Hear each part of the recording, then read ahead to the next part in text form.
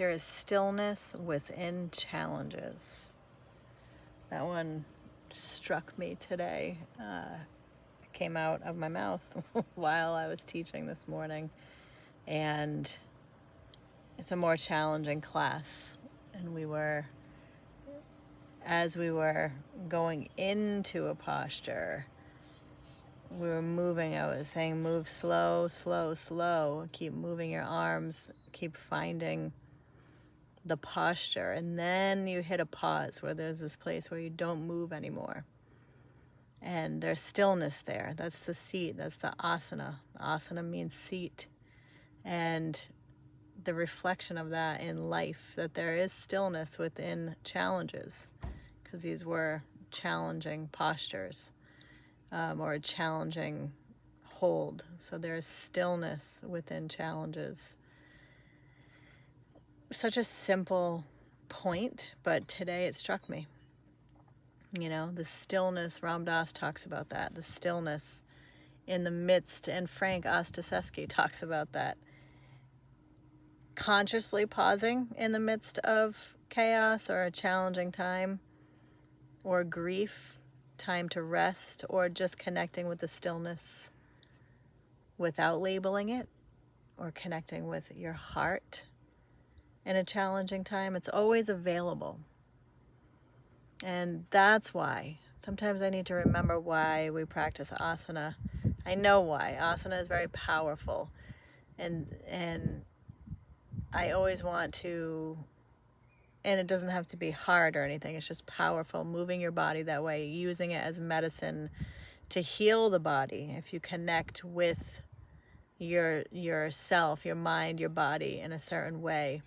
And then that awareness of the reflection of the posture, the asana, the stillness, and how that integrates into your life off the mat, right? That's really the beauty of it.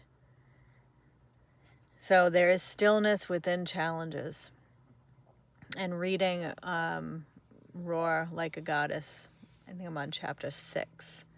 Just briefly began chapter 6, and the words befriending myself stuck out to me.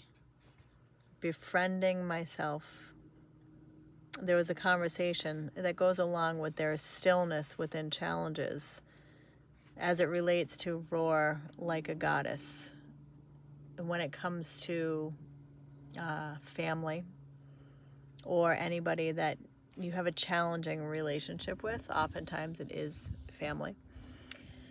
And being your authentic self, especially if you're on a path of self-discovery and you feel like you're changing a lot, and that change can feel very threatening to the people in your life because they're not changing. And so that can breed disrespect and insults, even if it's joking. And I think the more we befriend ourselves and the more confident and secure that we can feel within ourselves and the exploration that we're doing, to just be you with no filters, not like in a mean way, but just be you. Don't feel like you have to filter yourself around certain people because they're going to respond a certain way. And I think even, offering questions to them when there is an insult, if you're able to connect with that stillness within and maintain your peace, to say, what is it about that part of me that encouraged you to say that, to insult me, to disrespect me, and open up a conversation instead of feeling like we have to filter. I know that seems like work, but if we have people in our lives that are challenging, but we want them in our lives, maybe that's where the work lies. These are some thoughts that I've had regarding a personal challenging interaction that I had recently. Not loving exactly the way that I reacted, although I did take a step back, connect with stillness, but there was anger there. And I And it was conscious anger. I was aware of it. I didn't react from it. And I guess I feel like I could have used what I'm saying now, and I might actually go back and reach back out to this person and ask the question and see if it opens up. It might not open up a conversation. It might breed more insults. It might breed defensiveness. I don't know. And then that sort of leads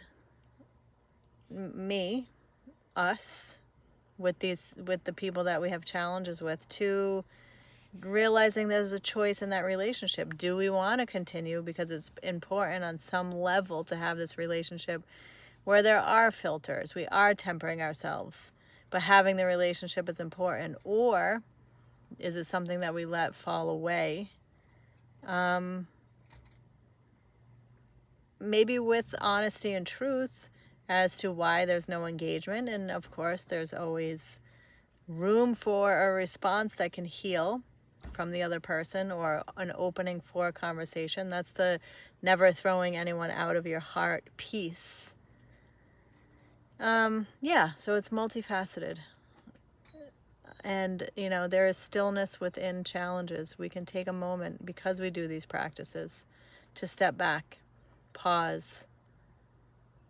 In Buddhism, we hear that we strengthen so much that no one can disturb our inner peace, right? So that's kind of what we're practicing by befriending ourselves, right? The ability to step back and go into that stillness within the challenge and respond, and permission to come back around and revisit, right? The conversation doesn't have to be one and done if there's reciprocity, right?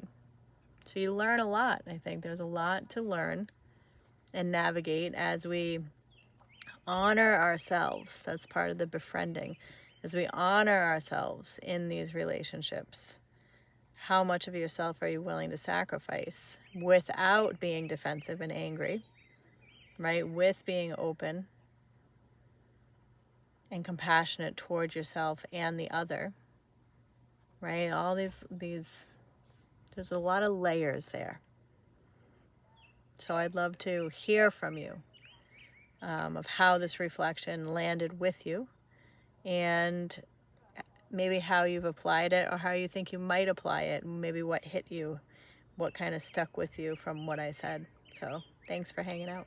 Namaste.